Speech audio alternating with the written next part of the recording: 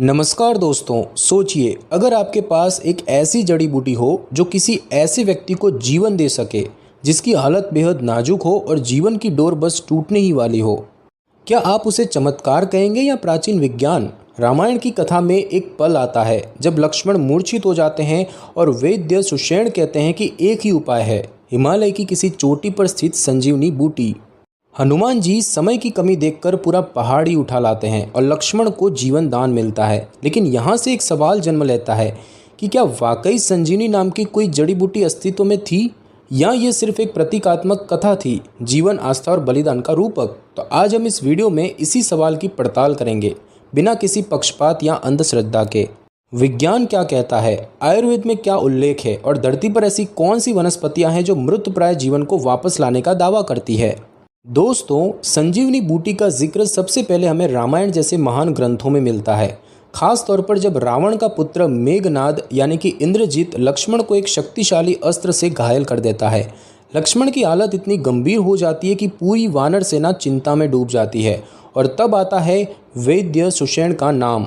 सुषेण कहते हैं उन्हें बचाने का एक ही उपाय है, एक विशेष जड़ी बूटी जो केवल हिमालय की द्रोणगिरी पर्वत पर पाई जाती है और इस जड़ी बूटी का नाम बताया जाता है संजीवनी। लेकिन दिक्कत ये थी कि समय बहुत कम था, रात बीतती तो लक्ष्मण का जीवन संकट में पड़ जाता। तब हनुमान जी को ये जिम्मेदारी सौंपी जाती है। वे तुरंत हिमालय की ओर उड़ जाते हैं और जब उन्हें समझ नहीं आता कि संजीवनी बूटी कौन सी है तो वे पूरा पर्वत ही उठा लाते हैं। कहते हैं यही पर्वत लेकर वे लंका लौटते हैं और सुषेण वैद्य लक्ष्मण को संजीवनी देकर उनकी जान बचा लेते हैं। दोस्तों, अब सवाल ये उठता है कि रामायण में जिस संजीवनी बूटी का जिक्र है, क्या उसका कोई प्रमाण आयुर्वेद में भी मिलता है? तो इसका जवाब है हाँ, लेकिन थोड़ा अलग रूप में।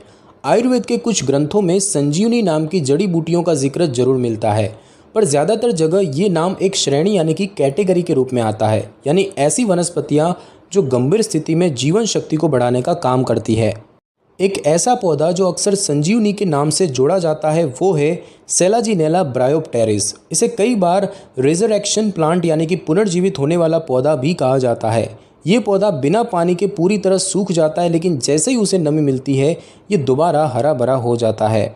भारत में ये पौधा खासकर मध्य प्रदेश, राजस्थान और कुछ हिमालयी इलाकों में पाया गया है। और हाँ, आयुर्वेद में इसे श्वसन तंत्र, बुखार, थकावट और इम्यूनिटी बढ़ाने में उपयोगी माना गया है। लेकिन अभी तक ऐसा कोई ठोस वैज्ञानिक प्रमाण नहीं है जो ये साबित कर सके कि यही पौधा रामायण में बताई गई संजीवनी बूटी है, और इसीलिए आज के दौर में भी ये विषय शोध का हिस्सा बना हुआ है। दोस्तों, अब सवाल उठता है कि अगर कोई जड़ी बूटी सच में किसी गंभीर हालत में इंसान को ठीक कर सकती है तो क्या उसे विज्ञान स्वीकार करता है? आज के समय में विज्ञान किसी व्यक्ति को मृत तभी मानता है जब उसके दिमाग और दिल की सभी गतिविधियां स्थायी रूप से बंद हो जाती है, यानी एक बार ब्रेन डेथ हो जाने के बाद जीवन लौटाना असंभव माना जाता है। लेकिन ये संभव है कि संजीवनी बूटी का असर उस समय हुआ जब लक्ष्मण की स्थिति बेहद गंभीर थी, लेकिन वैज्ञानिक रूप से वे अब भी जीवित माने जाते थे। हो सकता है लक्ष्मण की स्थिति कोमा जैसी रही हो, यानी चेतना शून्य परंतु जीवन बाकी, और अगर उस समय कोई शक्तिशाली प्राकृतिक औषधि जैसे कि आयुर्वेदिक इम्यूनिटी बूस्टर या तंत्रिका तंत्र को उत्तेजित करने वाली जड़ी बूटी दी गई हो तो वो व्यक्ति धीरे धीरे होश में आ सकता है।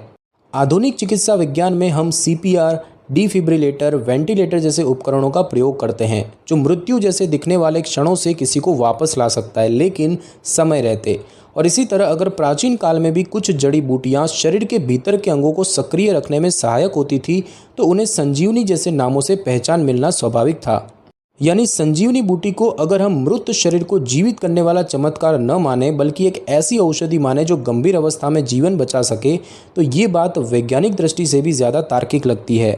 दोस्तों, अब तक हमने रामायण की कथा, आयुर्वेद की धारणाएं और वैज्ञानिक दृष्टिकोण को समझा, लेकिन एक और बड़ा सवाल उठता है कि क्या वो द्रोणगिरी पर्वत आज भी कहीं मौजूद है जहां से हनुमान जी संजीवनी बूटी लाए थे? तो इसका जवाब है हाँ। ऐसी एक जगह उत्तराखंड राज्य के चमोली जिले में द्रोणगिरी पर्वत के नाम से जानी जाती है। ये जगह समुद्र तल से लगभग 11,000 फीट की ऊंचाई पर स्थित है और ये क्षेत्र जैव विविधता से भरपूर माना जाता है। यहाँ के स्थानीय लोग आज भी मानते हैं कि यहीं से हनुमान जी संजीवनी बूटी लाए थे और इसी कारण वे उस पर्वत की पूजा करते हैं।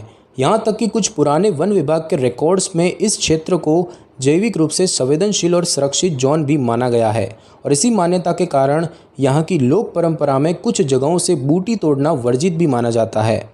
हालांकि अब तक कोई वैज्ञानिक प्रमाण नहीं मिला है जो ये सिद्ध करे कि यहीं से संजीवनी बूटी ली गई थी, लेकिन फिर भी ये क्षेत्र वनस्पति और जड़ी बूटियों के लिहाज से आज भी महत्वपूर्ण माना जाता है।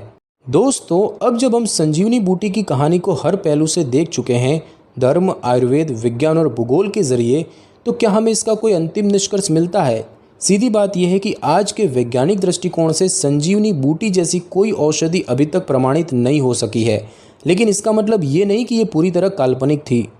हो सकता है कि प्राचीन काल में कोई ऐसी प्राकृतिक औषधि रही हो जो किसी नाजुक स्थिति में जीवन शक्ति को बढ़ाने में कारगर रही हो और उसे ही प्रतीकात्मक रूप से संजीवनी कहा गया हो।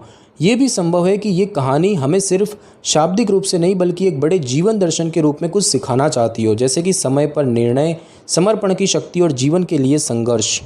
आज भी वैज्ञानिक और आयुर्वेदिक शोधकर्ता हिमालय की दुर्लभ जड़ी बूटियों पर रिसर्च कर रहे हैं और हो सकता है कि भविष्य में हमें कोई ऐसा तत्व मिले जो इस कथा से मेल खाता हो। इसीलिए संजीवनी बूटी को एक चमत्कार नहीं बल्कि संभावना, प्रेरणा और प्राचीन ज्ञान की विरासत के रूप में देखना शायद ज़्यादा उचित होगा। तो दोस्तों, आपने देखा कि संजीवनी बूटी सिर्फ एक कथा नहीं बल्कि ज्ञान, खोज और जीवन की जिज्ञासा का प्रतीक है। हमने इस वीडियो में धर्म, आयुर्वेद, विज्ञान और भूगोल हर दृष्टिकोण से इस रहस्य को समझने की कोशिश की, लेकिन अब बारी है आपकी सोच की। क्या आपको लगता है कि संजीवनी जैसी कोई जड़ी बूटी वास्तव में मौजूद थी या ये सिर्फ एक पौराणिक प्रतीक है जीवन, समय और आस्था का? अपने विचार हमें नीचे कमेंट करके ज़रूर बताइए और अगर ये वीडियो आपको जानकारी पूर्ण लगा हो तो इसे अपने दोस्तों और परिवार के साथ शेयर कीजिए, क्योंकि कौन जाने किसी के अंदर भी छुपा हो हनुमान जो किसी को समय पर संजीवनी पहुंचा सके। धन्यवाद। आपसे फिर मुलाकात होगी एक नए रहस्य, एक नई खोज के साथ, सिर्फ ज्ञान तंत्र पर।